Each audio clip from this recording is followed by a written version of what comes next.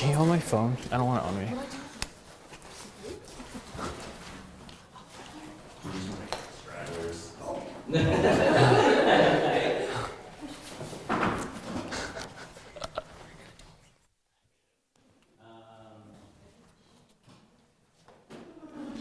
What's up, guys? My name is Mark Martinez. Most of you guys seem pretty familiar, but yeah. I'm Mark, and I'd like to welcome you guys to our story.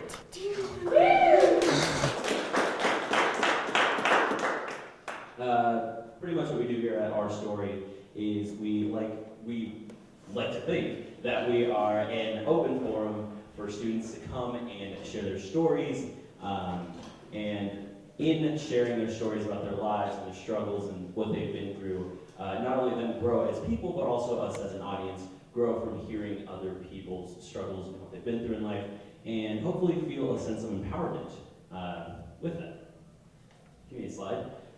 So, after today's show, if you like what we do here at Our Story, check us out on social media. We have a Facebook, we have a Twitter, we have an Instagram, we have a Gmail. We also have a dope website that Peter and co. spent was this cutting in and out? Okay.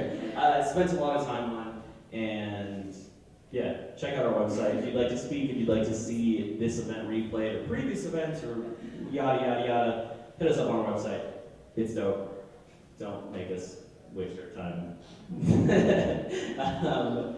At the end of the show, we'll have some questions. You can ask them in person. Also, if you think of questions later on in the show, or tonight, etc., you can text them to us at that number.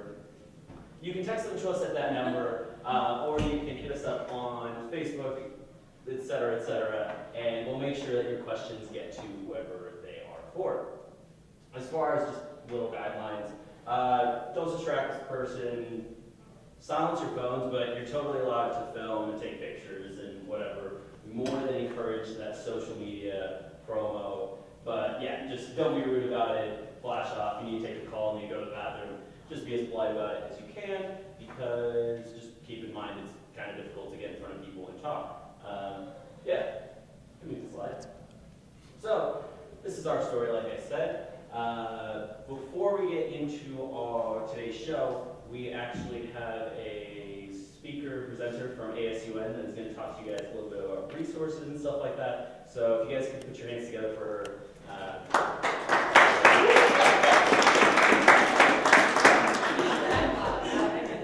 I'll speak loud. Hi, my name is Brian Smith. I work at the front desk of ASUN Center for Student Engagement. So basically what I do is I go to clubs and organizations and I kind of talk about the resources that we provide for you guys. So one of the first things that we do provide is our gift pulse. If you don't know what that is, it's where you can go on a website and you can do volunteer hours. I'm also in a sorority, so for us we have to have 10 hours of community service.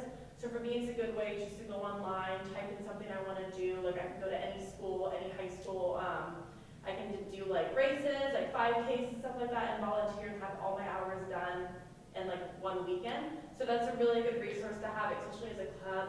Even as it's really good to have on your resume because it logs all of your hours that you do as you're a UNR student. Another resource that we do provide is Pack Provisions, where we have a food pantry where you can come in, grab as much food as possible, or what you need, no questions asked. We also have like a cosmetic closet where you can have like Scantrons, blue books. So even if you're like running late to class and you really don't want to go all the way up to the wool shop and buy a Scantron, you can come to ASUN and get one for free.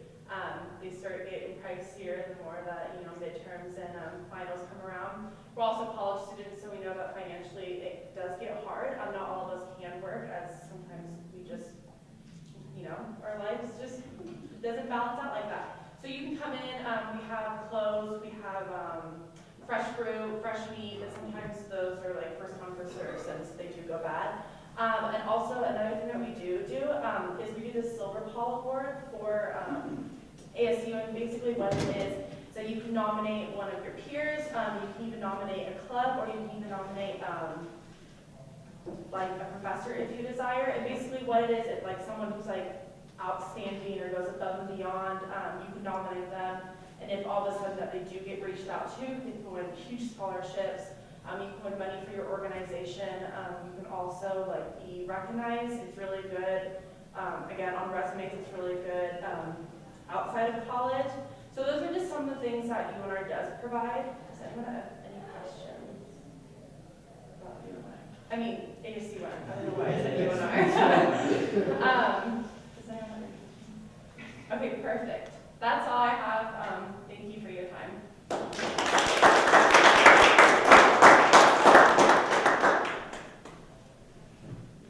And we always do this, so we're just going to do it again because we really appreciate her coming in. We're going to give her a second round of applause.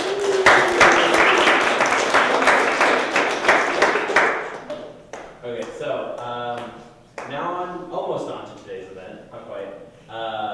We have another speaker. We have from Next Gen Nevada, we have Denise.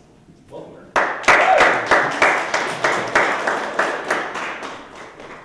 Hi, my name is Denise.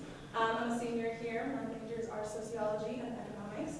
I have been working with students and working on different organizations. A little bit about myself. I am from Carson City. It is a little town 30 minutes from here. It's also the capital of the state, in case you didn't know.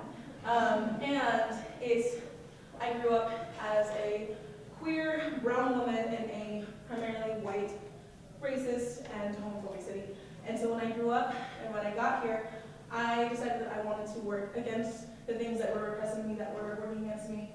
It's actually kind of perfect that we're having this event today. But what I ultimately love to do is I love to build up students, I love to build up student leaders, and I love to give students power. So I've worked with various organizations on campus. I've worked with the Reno Justice Coalition, the Progressive Leadership Alliance in Nevada. I've worked with Planned Parenthood, Generation Action, and now I'm working with Next Gen America, who was here last year when they saw Next Gen Climate doing all the election work and doing, they were giving away a bunch of stuff and doing all the swag and trying to get students to vote for the candidate. Yeah? Well, we're no longer Next Gen Climate, we are Next Gen America because we are taking on a variety of issues. We're taking on climate change, healthcare, immigration reform, economic prosperity and equality. And so how we're doing that is we are doing a couple of things. One, if you'll look at what I put on GC, this is a survey card. What we're doing is we are trying to collect information about the issues that millennials care most about. So please fill this out. It is super, super important. It lets us know what are the issues that need to be addressed the most. What we're doing is educating students about midterm elections. Who can tell me what midterm elections are? Yes. They're the elections that happen when it's not the presidential elections. They usually involve your senators, which are 6-year terms, so when those are up in the middle of it, and your congresspeople, because those are only 2-year terms, and occasionally governors, but mostly it's all the elections that don't revolve around the presidential political cycle. Perfect. And do you happen to know, which, what are the 2 biggest positions that are going to be open for? Well, you mentioned them. So we're going to be electing a senator. Our current Senator Dean Heller is going to be up for re-election, and we're going to be electing a new governor. Current Governor Sandoval is finishes 2 terms, and we have a 2-term policy, and so we'll be electing somebody else. And so midterm elections are super important. In my opinion, they are more important than the presidential elections. And I say that with the caveat of not to belittle what the current Trump administration is doing to people, especially undocumented folks. But it is more important because it's at the state level. So I did that one part. I educated you about midterm elections. Please fill out this card. It's super important. If you don't have a pen, I did put a pen on each row. And I think I forgot this one. But please fill it out so we can know. Because what we're doing is we're educating students, and then come midterm election, what we're going to do is align ourselves with the politicians that are going to be addressing the issues that millennials care most about, and trying to get them into office. Also, we are trying to build up a team of volunteers in order to get this, to spread our work and to make sure that more and more students are impacted. Very important work. In the presidential elections, millennials only accounted for 19% of the vote, while we're over 25% of the population, which means that the ending result of the elections was not representative of what millennials want. And so we're trying to change that. We're trying to increase it. So I'm saying this and I'm saying it and I'm emphasizing it. November 2018, please get registered to vote. Please go vote. It is super, super important. And yes, we are looking for volunteers. If you can give me a little bit of your time, it will impact students, it will impact the end results, and ultimately impact the state and the country. So, and I will work with your schedules. And the kind of work that you'll be doing is election work. It's canvassing, it's talking to people, it's phone banking, it is tabling. So if you've ever been interested in campaign or election work, this is a great place to start because it is not super demanding. It does not, I will work with your schedules. I will do, if you only can give me one shift, I will work with that. But please give me a little bit of your time so that we can make sure that the ending results of these elections are representative of what millennials want. There is another job opportunity. There's job opportunities coming next semester. Next Gen America is looking to hire more people. Next Gen America is looking to hire people who are doing exactly what I'm doing, and they pay very, very well. I'm working for 10 hours a week with $1,000 a month stipend, and it is, I get to do it from wherever I want. I can do it at home, I can do it on campus, and I'm basing mine off. What I've decided to do is I'm trying to build up student leaders, so I'm teaching students the basics of organizing, of how to organize and be a student leader on campus. So if you're interested, if you've been interested in election work, or being a student organizer, or any of that kind of stuff, please volunteer with me. And that's all I have. Any questions about Next Gen America, or any questions about election? Oh, elections. Oh, sorry, one second. Please register to vote. If you have not registered to vote, please do so. If you have changed your address since the presidential elections, re-register to vote. It is super important. If you are registered in another state, please register to vote here, especially if you're living here right now. Register to vote here. Chances are your vote means more here than it does in another state because we have less people. Also, this is your community. Even if it's temporary, this is your community right now, so invest in it by voting for your state officials. Any questions? No? Okay. No questions? Okay, well, thank you for listening to me talk, and have a good night.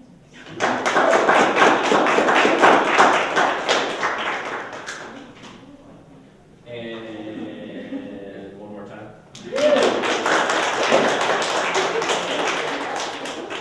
Okay, so now we're going to get on to tonight's presentation. As you can see, today our special topic is, of course, LGBTQ+. Love has no genders. Yeah, I don't know. I think as young people, it's something that is especially important to a lot of us.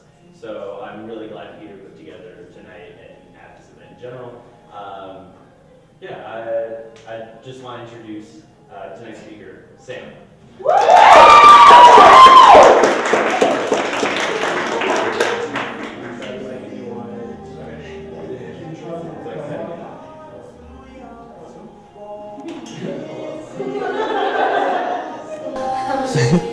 So that's connected up there. Oh, yeah.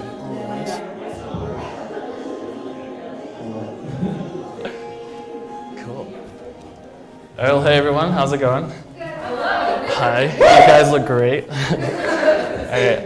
right, my name's Sam. I go here. I'm a senior. I'm from Las Vegas. And I'm just going to talk a little about my story.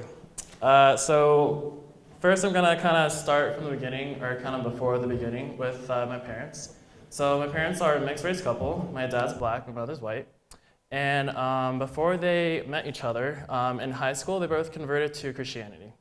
And after they graduated, they both started to attend the same church, and that's how they met. A few months later, they got married, and then a year and a half, I was born. So a little bit about their... You're welcome. So a little bit about kind of the ideology that I was born into. So my parents were what you considered newborn Christians. That's what I was for a very long time. And in my opinion, their whole belief system can be summed up in one verse, which is John 3:16, which I'm sure a lot of you have heard. It's, for God so loved the world that he gave his only begotten son so that whoever believes in him will not perish and will have everlasting life. So kind of what that's talking about is a belief that like everyone was born what's called a sinner. And because of that, you are deserving to go to hell. So, but good news is God's son died for us so that we could go to heaven, which was, I say that just to kind of explain kind of like my background and what I believed for so long. Not that I'm like bashing religion, of course, believe what you want. And yeah, so I grew up in a very tight-knit community, church community. My parents were very much involved in our church life. My dad actually was a teacher for a long time, became an ordained chaplain towards grade school. And then my mom taught a lot of Sunday schools lessons. So when I got to about age 8 or 9, we moved to an even bigger church. My dad had a bigger audience. My mom taught more classes. And my younger brother, 3 years younger than me, started kindergarten. So this kind of time period of my life is kind of what I want to highlight because it's when I first started to experience bullying and started to realize that I was kind of different from a lot of the kids in school, primarily the other boys. So during recess, I was a kid who liked to draw like flowers on the chalk on the sidewalk, learn how to jump rope, as opposed to play basketball or just get dirty in general. So I had a lot of friends who were girls growing up, just who I felt more comfortable around. And I was involved in a lot of church plays too. My parents let me do that, which was cool. And growing up, I just really had like a lot of fun just like expressing myself in those mediums, either like drawing, attempting to sing in the church choir. It didn't really last very long. And like I said, plays, which was something I was really into. And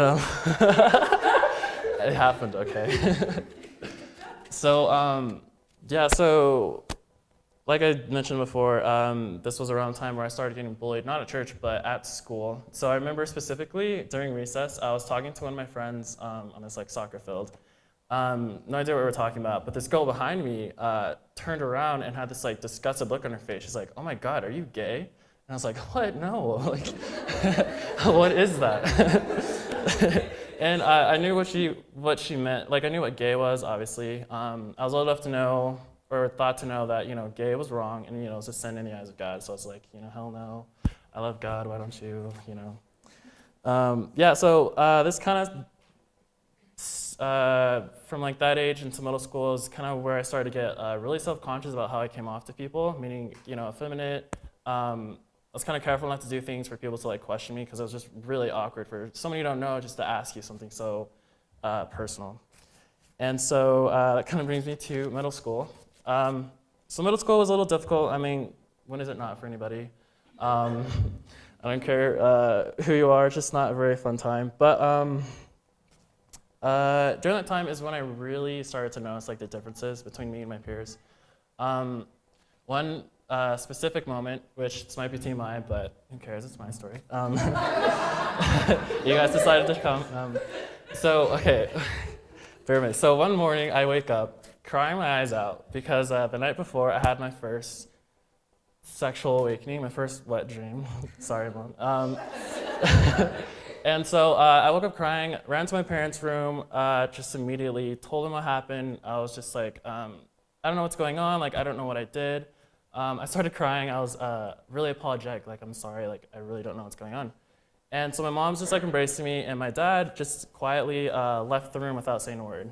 So that was just a little tough. And so my mom started to comfort me, telling me, it's okay. A lot of boys your age experience this. It's just a phase, God didn't make you gay. You're gonna find a beautiful wife one day.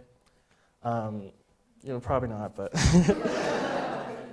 yeah. And so that's kind of what happened. That was the first of only 2 times I ever talked about homosexuality with my parents, or the possibility of me being gay. The second time, more TMI. When I was in the 8th grade, my parents found some really interesting pop-up ads on our family laptop. Of course, I denied. I was like, "No, that's the younger brother. Like, to see the way he walks, no." But no, that time I kind of I crossed the line that time with my parents. I got in a lot of trouble. I was grounded, of course. They made me build a fence around my around the yard, which I think they were planning to do it anyway, but they're like, punishment, go ahead and do it. But in my mind, at the time, I was like, this is God's fence, the gay will be on that side. I'll stay inside with my hetero thoughts. And yeah, so needless to say, I didn't really have a very supportive parental figures regarding that especially. So that kind of really started like the rift between my relationship with my parents, because if I couldn't talk to you about that, which was really bothering me, then what else could I talk to you about without being judged? So that wasn't too fun. So I began to suppress a lot of things. I decided to suppress my feelings towards other men. Not that I was like fully aware of it really, but just kind of like kept things to myself. I began to create a facade after middle school. Because during middle school, I was still involved in like plays. I did the choir, and that kind of escalated the bullying a lot. Got called a lot of names. But I just to deal with it, like I couldn't go to my parents, hey, I'm getting bullied at school because of this, because I didn't want to make them upset again, and I was tired of building fences. And so when I get to high school, I had a complete different mentality going in. I focused a lot on sports. I decided to. Well, I couldn't throw or catch, so I decided to try running, and that really worked out well for me because I was able to run varsity for track and cross country all 4 years, which was fun.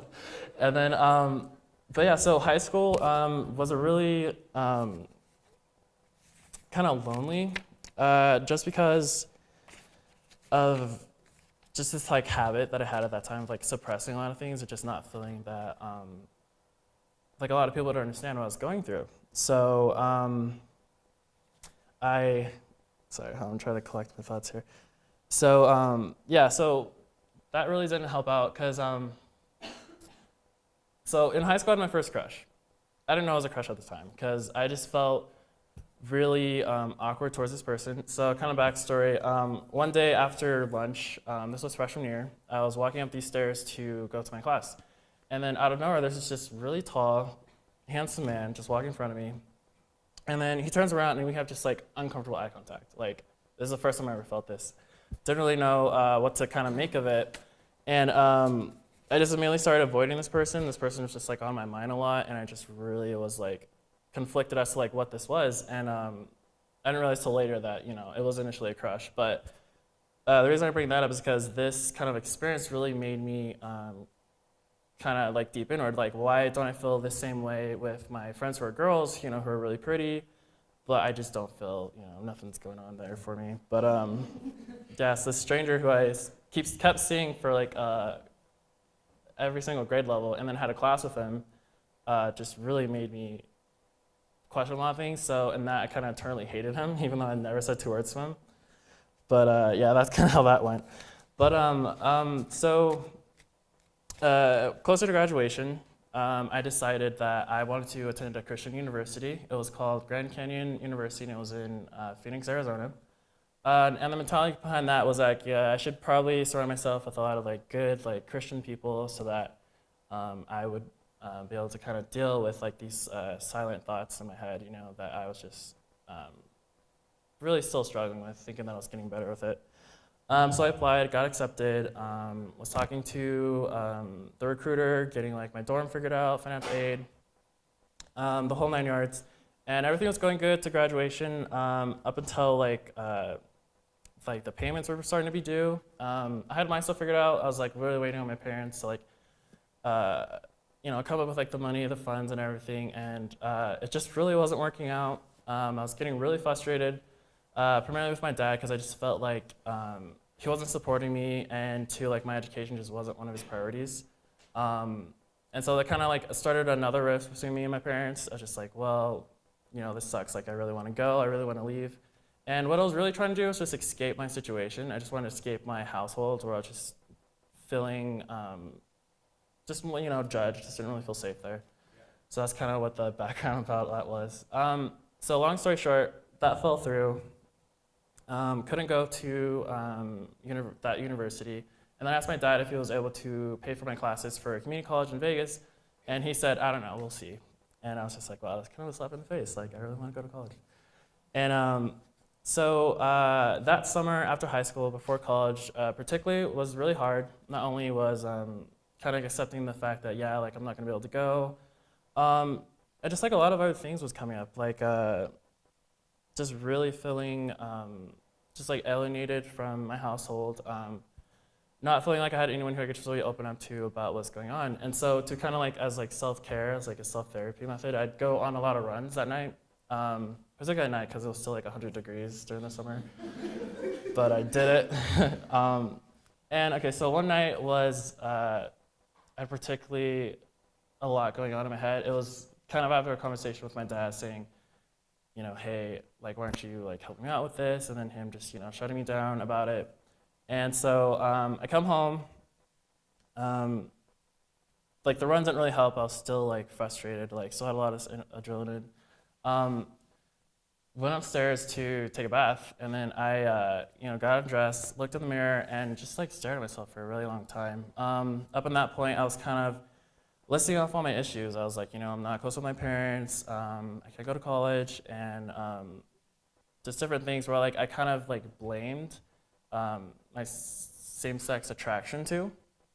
So, oh God, I really hate the Hawaii picture. I'm just naked in the trees, but anyway, you'll see it. So I was just like blaming a lot of what I was dealing with on this like, in my mind, like this illness I had, and I just felt like